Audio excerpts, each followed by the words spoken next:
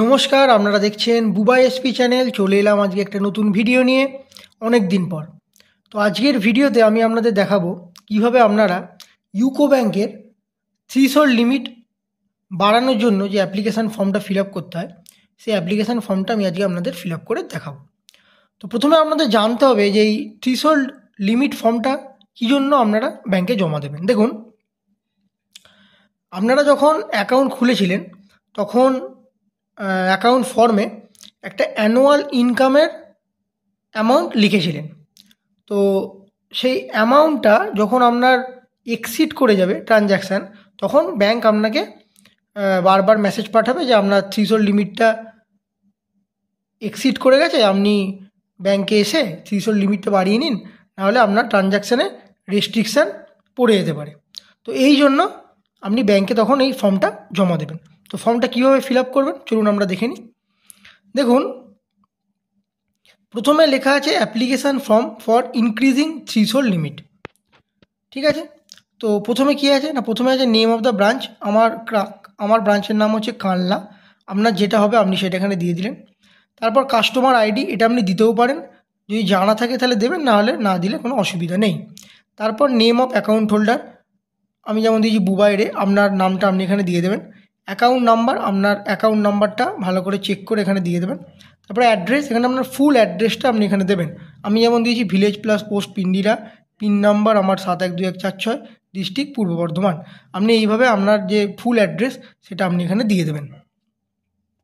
তারপর কি করবেন, তারপর অ্যাড্রেস প্রুফ, এখানে অ্যাড্রেস প্রুফ হিসেবে আপনি আধার কার্ড দিতে পারেন, ভোটার কার্ড দিতে পারেন, প্যান কার্ড দিতে পারেন।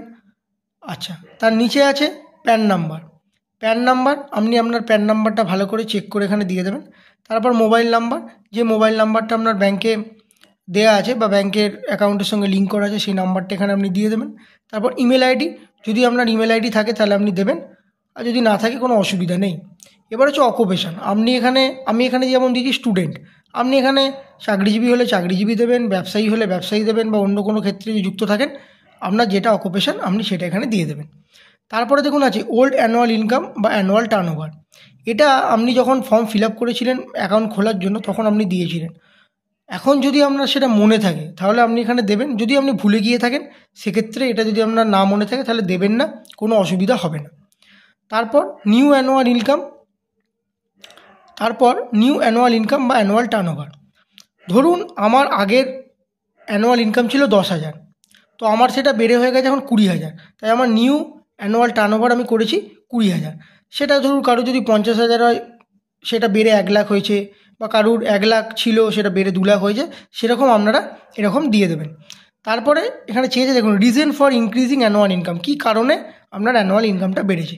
আমি যেহেতু স্টুডেন্ট সেক্ষেত্রে আমি দিয়েছি আমার স্টুডেন্ট স্কলারশিপ, মানে আমার স্টুডেন্ট স্কলারশিপের অ্যামাউন্ট বেড়েছে, বা আমি অন্য ভালো আরও স্কলারশিপ পাচ্ছি সেক্ষেত্রে আমার অ্যামাউন্ট বেড়েছে, তাই আমার ইনকামটা বেড়েছে।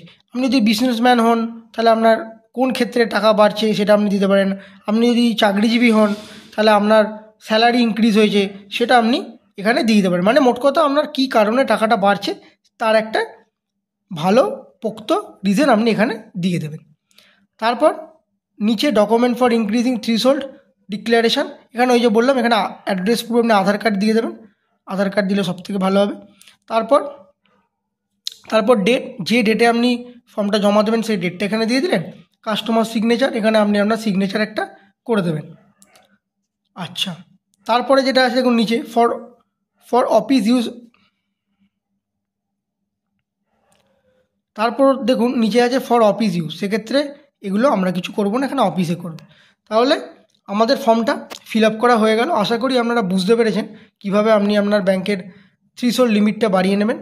তো যদি ভিডিওটা ভালো লাগে একটা লাইক করে দেবেন, চ্যানেলটা সাবস্ক্রাইব করে দেবেন। যদি কোনো কোয়ারি থাকে অবশ্যই কমেন্ট বক্সে জানাবেন, আমি তার উত্তর দিয়ে দেওয়ার চেষ্টা করব। ভালো থাকবেন, ধন্যবাদ।